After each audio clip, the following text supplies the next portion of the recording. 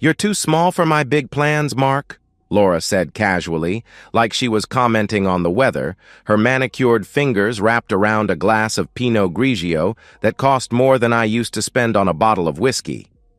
The words hung between us in our kitchen, the one I'd renovated myself 2 summers ago, while she scrolled through her phone, probably checking messages from him. That was last week. That was when I knew my 10-year marriage was over. But I'm getting ahead of myself. The truth is, the foundation had been cracking for months before those words finally brought the whole structure down. A year ago, Laura Jensen was my wife, mother of our 2 kids, and a part-time real estate agent who helped old ladies find starter homes. Then she got her big break, landed a listing for some tech executive's mansion, sold it for $2 million over asking, and suddenly she was somebody in the local real estate scene. I was happy for her. Hell, I was proud. My wife, the woman who used to clip coupons and plan our grocery trips around sales, was suddenly bringing in commissions that dwarfed my construction manager salary. I'd come home covered in drywall dust to find her in designer clothes I didn't recognize, talking about networking events and closing strategies. "You should come tonight," she'd say, adjusting an earring that cost more than my truck payment. "The Whitmore Group is hosting at the Meridian Club." But when I'd show up in my best khakis and polo shirt, she'd introduce me quickly, then drift away to talk to people who mattered. I'd stand by the bar, watching my wife transform into someone I didn't recognize, laughing too loud at jokes that weren't funny, touching arms, leaning in close to whisper market secrets. The weekend trip started in February. "Client wants to see properties in Napa," she'd explain, throwing clothes into a Louis Vuitton overnight bag that appeared one day without explanation. "Big commission if I land this one, baby."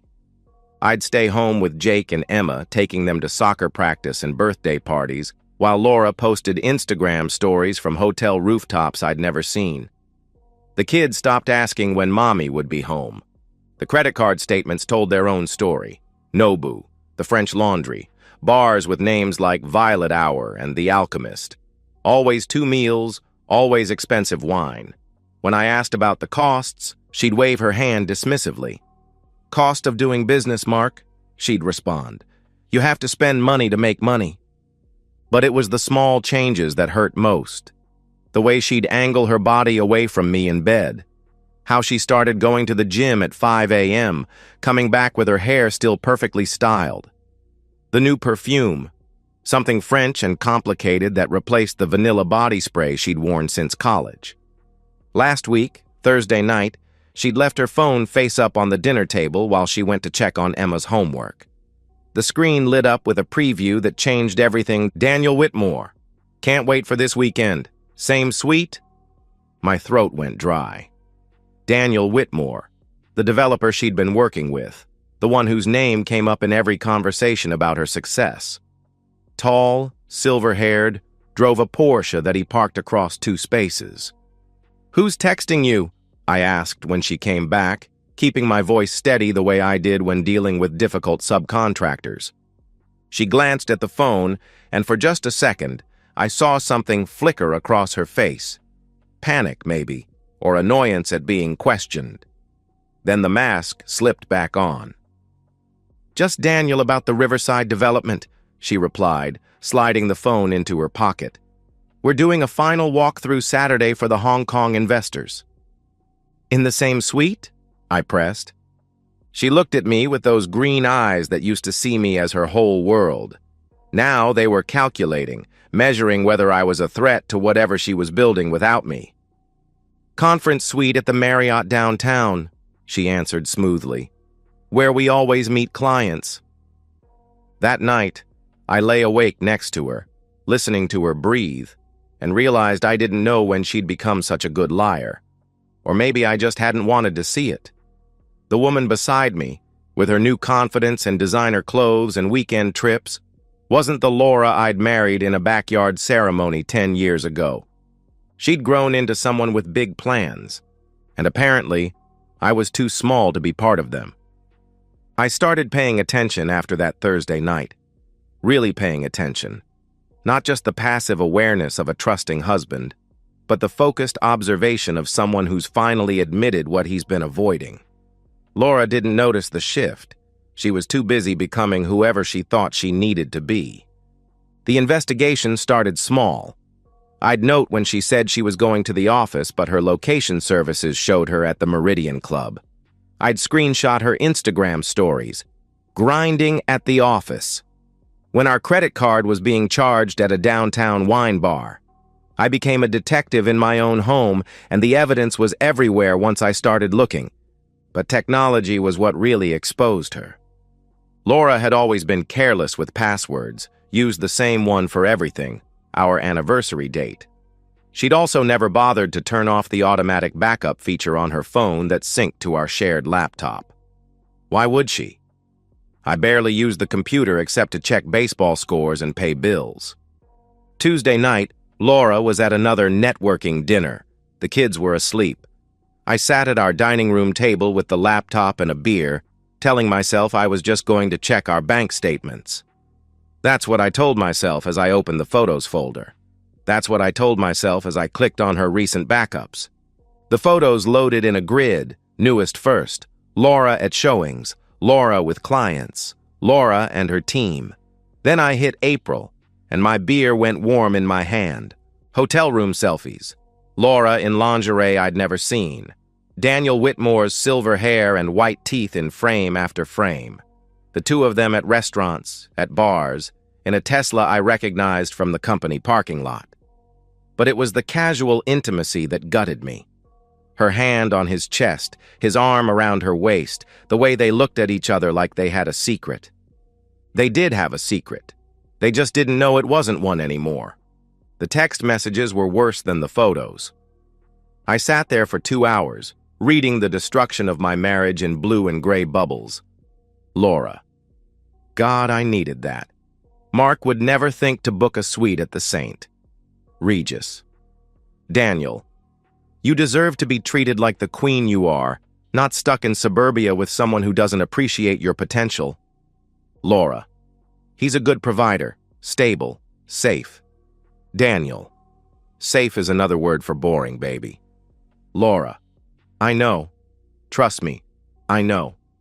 10 years of safe. 10 years of the same conversations, the same Friday night pizza, the same positions. I had to stop reading, walk to the bathroom, splash cold water on my face. We'd made love that morning, or what I thought was making love. Apparently, it was just another obligation she was checking off her list. When I came back, I kept reading, screenshotting everything. Daniel. Leave him. Move in with me. We'll build an empire together. Laura. It's not that simple. There's the house, the kids, 10 years of assets. Daniel. I have lawyers who can handle that. You'd get half of everything, plus child support.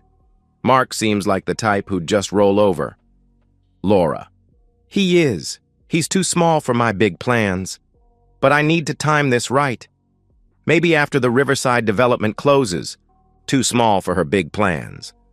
There it was, in writing, dated 2 months ago. I copied everything, every photo, every message, every email about their business meetings that were clearly anything but. I uploaded it all to a cloud drive only I could access, then sent copies to a separate email account. Then I sat back and did something that surprised me. I laughed. Not because anything was funny, but because Laura had made such a fundamental miscalculation. She thought I was safe, boring, predictable Mark who'd roll over when she was ready to discard me. She thought I'd beg, cry, fight for a marriage she'd already murdered. She was wrong. The next morning, I made breakfast like always. Scrambled eggs for Jake, pancakes for Emma. Laura rushed through the kitchen in her gym clothes, pecked me on the cheek, when did that become such an empty gesture, and mentioned she had a showing that might run late. No problem, I replied, flipping another pancake. Take your time. She paused at the door, maybe hearing something different in my tone. But then her phone buzzed, probably Daniel, and she was gone. I dropped the kids at school, then sat in my truck in the parking lot and made a call to Richardson and Associates, the law firm that handled our company's contracts. "I need a divorce attorney," I told the receptionist. "The best you have." "Are you looking to file, or has your spouse already initiated proceedings?" she asked. I looked at my wedding ring, the simple gold band Laura had slipped on my finger when we were young and stupid and in love. "I'm looking to win," I answered. The appointment was set for Thursday. In the meantime, I had more evidence to gather, and Laura was going to help me do it without even knowing. Because while she was right that I'd been too small for her big plans, she'd forgotten something important about being in construction. Before you build something new, you have to know how to tear the old structure down properly. You have to understand the weight-bearing walls, the stress points, the hidden weaknesses, and I'd just found all of hers. Catherine Walsh didn't look like a private investigator. She looked like someone's grandmother, silver-haired and soft-spoken, wearing a cardigan with cats on it. That's probably why she was so good at her job. "I don't need you to prove my wife's having an affair," I told her in her cramped office above a Chinese restaurant. "I have all that evidence already." She adjusted her reading glasses, reviewing the flash drive I'd handed her. "Then what do you need, Mr. Jensen?" she asked. "I need documentation of how this affair is affecting our family," I explained. "Financial records showing her misuse of marital assets, evidence of parental neglect, things that matter in court, not just to my ego." Catherine smiled, and suddenly she didn't look so grandmotherly anymore. "You're thinking strategically." "Good," she replied. "Most men in your position just want to catch them in the act, like that changes anything legally. You want to win, not just wound." "I want my kids," I said. "I want my house. I want her to get exactly what she deserves, no more, no less." "That I can help with," she assured me. While Catherine built her case, I built mine.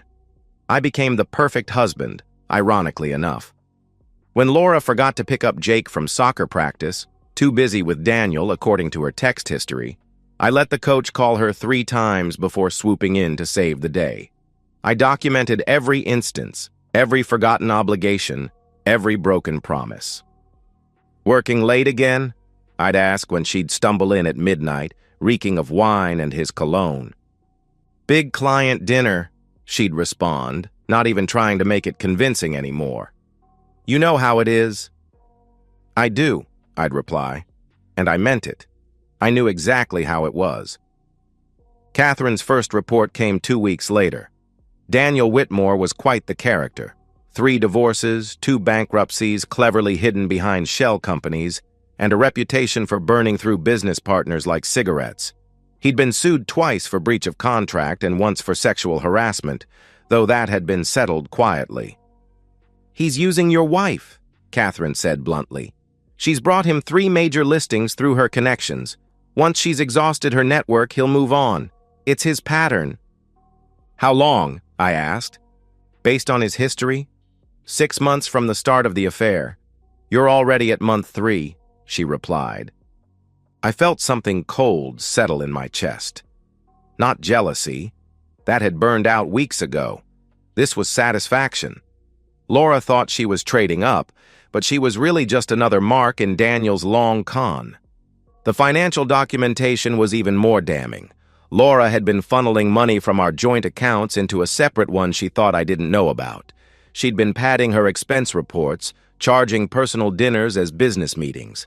Catherine had receipts, bank records, even surveillance footage of Laura and Daniel at an ATM laughing as they withdrew cash from our account for a Vegas weekend.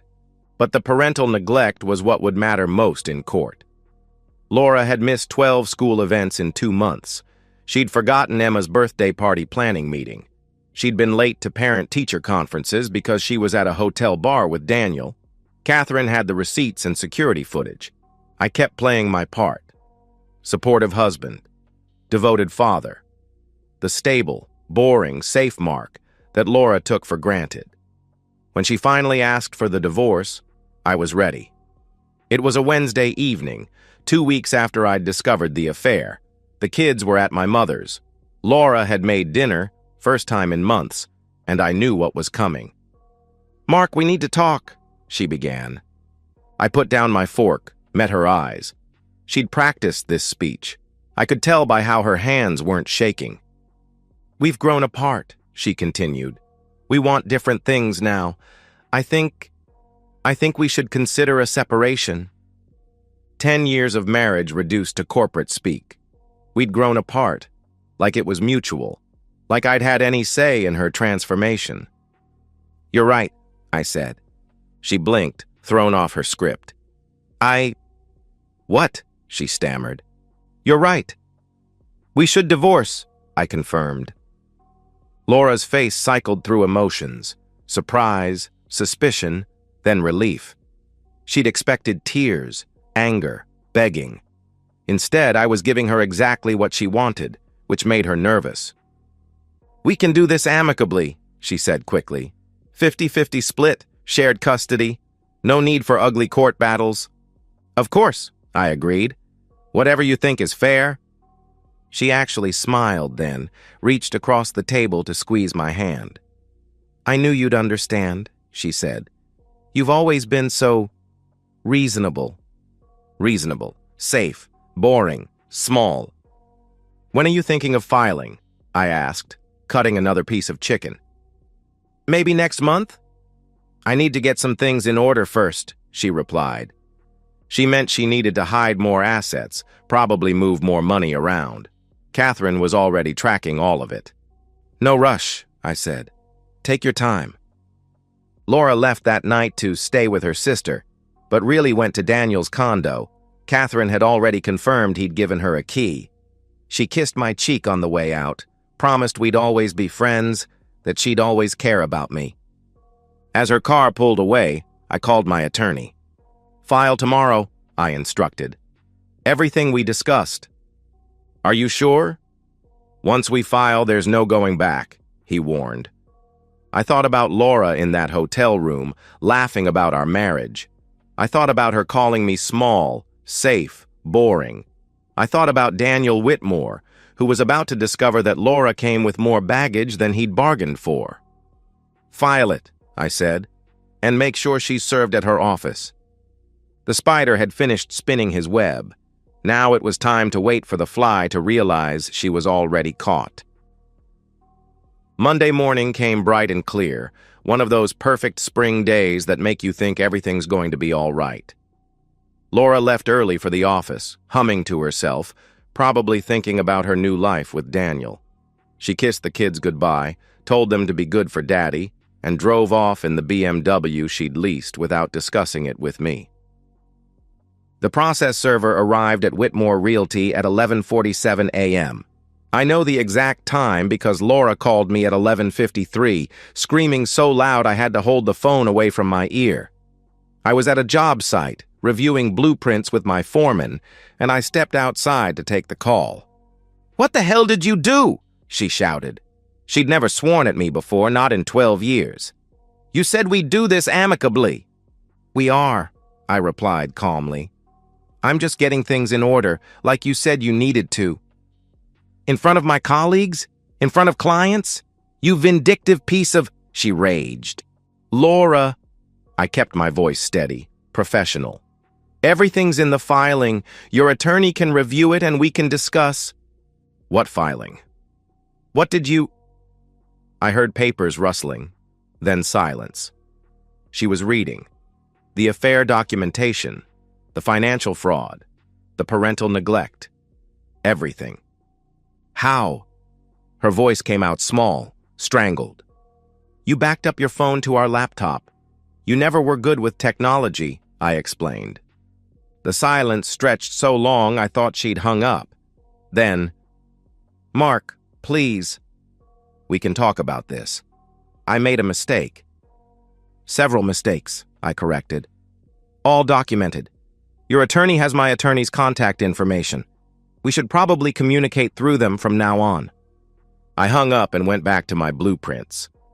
By that afternoon, Laura's carefully constructed world was collapsing. 2 major clients called to cancel their listings, uncomfortable with the drama. Her Instagram, usually full of staged perfectionism, went dark. Daniel, true to form, distanced himself immediately. Catherine sent me the screenshots of their text exchange. Laura: the divorce papers came today. Mark knows everything. Daniel: everything? Laura: about us, the hotels, everything. Daniel: I think we should take a break. This is a lot to process. Laura: a break? Danny: you said you loved me.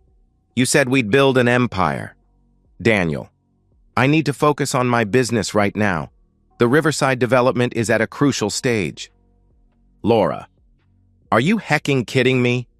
Daniel: don't contact me again. If you do, I'll consider it harassment. And just like that, Prince Charming revealed himself as another middle-aged narcissist who'd wanted some excitement without consequences. Laura had torched her marriage for a man who blocked her number the moment things got complicated. Tuesday, she came to the house while I was at work, probably hoping to grab valuables or important documents.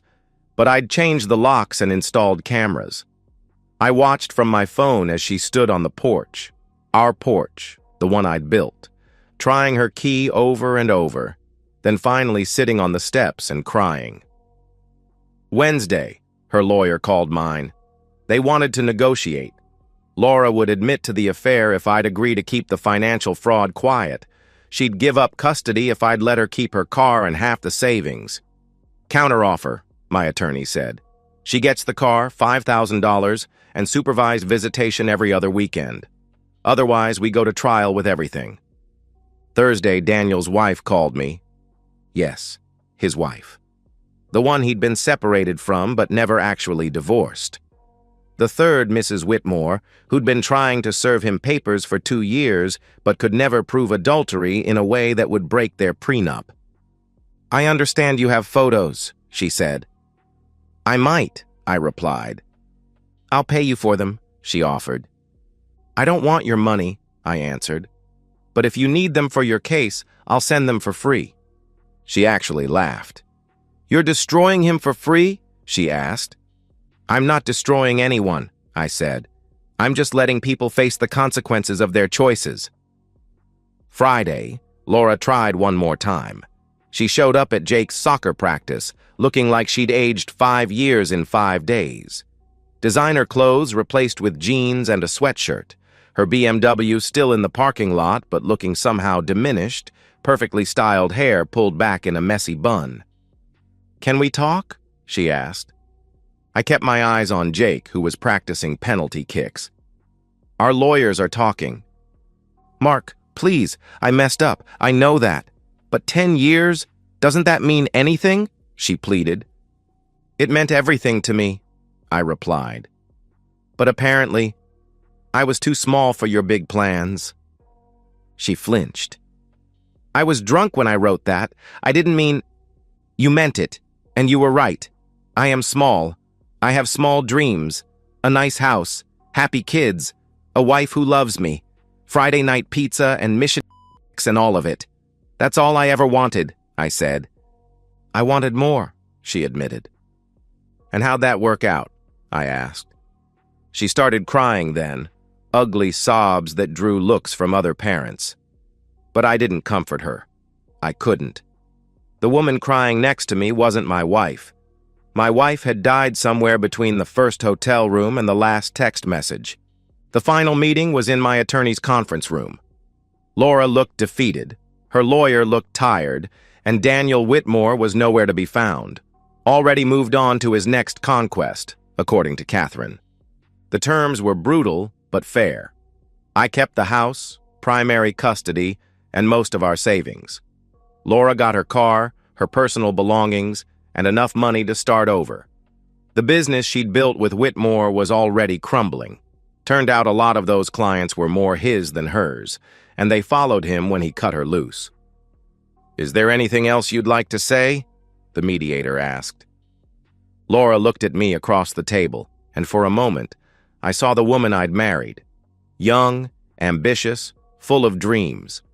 But that woman had evolved into someone else, someone who'd mistaken wanting more for deserving more. I'm sorry, she whispered. I know, I said. And I was sorry too.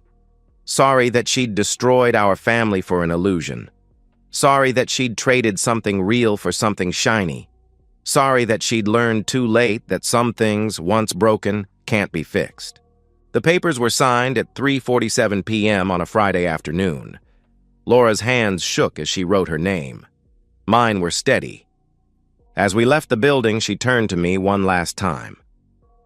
"What am I supposed to do now?" she asked. "Whatever you want," I replied. "You're free to pursue your big plans." She laughed, bitter and broken. "They weren't that big after all, were they?" "No," I agreed. "They weren't." I drove home to my small house with my small dreams to wait for my kids to come home from school. Laura drove away in her BMW, heading toward a one-bedroom apartment on the wrong side of town, where she'd have plenty of time to think about the empire she'd tried to build on someone else's foundation. 6 months later, I'm pushing Emma on the swing set I built in our backyard, the same backyard where Laura and I got married 11 years ago. Jake's practicing soccer shots against the fence, and Sarah's on the deck, grading papers and occasionally looking up to smile at us. Sarah teaches 4th grade at Jake's school. We met at a parent-teacher conference that Laura missed, started talking over coffee, and discovered we wanted the same things: stability, family, Friday night pizza. She thinks my construction stories are interesting. She doesn't mind that I wear the same 3 restaurants on rotation. She fits into our small life like she was always meant to be there. Laura sees the kids every other weekend. She picks them up in a Honda Civic now. The BMW got repossessed 2 months ago. She's working at a small real estate firm across town, the kind that handles rentals and foreclosures, not million-dollar listings. Daniel Whitmore occasionally pops up in the society pages with a new woman on his arm, younger each time. Laura doesn't mention him anymore. Last weekend, when she brought the kids back, she lingered on the porch. "The house looks good," she said. "You painted?" "Same color, just fresher," I replied. She nodded, looking through the window at the life she'd thrown away. Sarah was inside, helping Emma with a school project, and something flickered across Laura's face. Not jealousy exactly, but recognition maybe. "She seems nice," Laura commented. "She is," I agreed. "Does she make you happy?" she asked. "She doesn't make me feel small," I answered. Laura winced, then tried to smile. "I really am sorry, Mark, for all of it." "I know," I said. "Do you think—" She started, then stopped. "Never mind." "What?" I pressed. "Do you think I was always this person? Or did I become her?" she asked. It was the first real question she'd asked in years, the first time she'd shown genuine self-reflection. "I think you were always ambitious," I said carefully. "But somewhere along the way, you confused ambition with entitlement. You started thinking you deserved more instead of working for more." She nodded, tears forming. "I had everything, didn't I? And I threw it away for nothing." "Not nothing. You got your big life, even if it wasn't what you expected," I replied. "It's pretty small," she laughed bitterly. "Most lives are," I said. She left then, driving away in her practical car to her practical apartment, where she'd eat dinner alone and scroll through Instagram, looking at other people's big lives and wondering how she'd ended up so small. Inside, Sarah was making spaghetti. Nothing fancy, just sauce from a jar and garlic bread from the freezer. Jake was setting the table without being asked, and Emma was chattering about her day. It was beautifully, perfectly ordinary. "Everything okay?" Sarah asked, kissing my cheek. "Everything's good," I replied. And it was. My small life, with its small ambitions and small dreams, was good. Laura had been right that I'd never be the guy with the Porsche and the penthouse and the expensive watches. But she'd been wrong about that being a failure.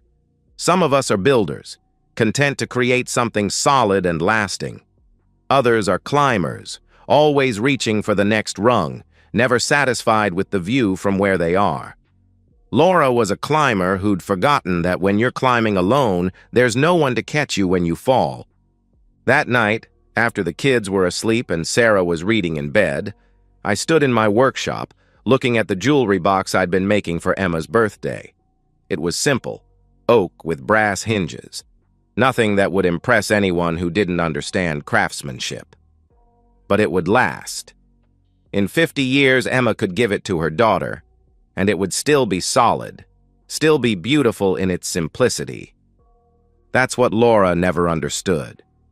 The things that last are rarely the things that shine brightest. They're the quiet things, the steady things, the things that seem too small to matter until they're gone. She said I was too small for her big plans. Turns out her big plans were too small for the consequences. I turned off the workshop light and went inside to my small, perfect life, leaving Laura's ambitions where they belonged, in the ashes of what we used to be. And so, we've reached the end of today's story. Was it what you expected, or did it take a twist you didn't see coming? I'm curious to hear your thoughts. Share them in the comments below, and let's get a conversation going. If this story kept you hooked, make sure to hit that like button. And if you're new here or just haven't subscribed yet, now's the perfect time to join our community. I bring you fresh, captivating stories every day, so click that subscribe button and turn on notifications so you never miss out. Thanks for watching, and I'll see you in the next one.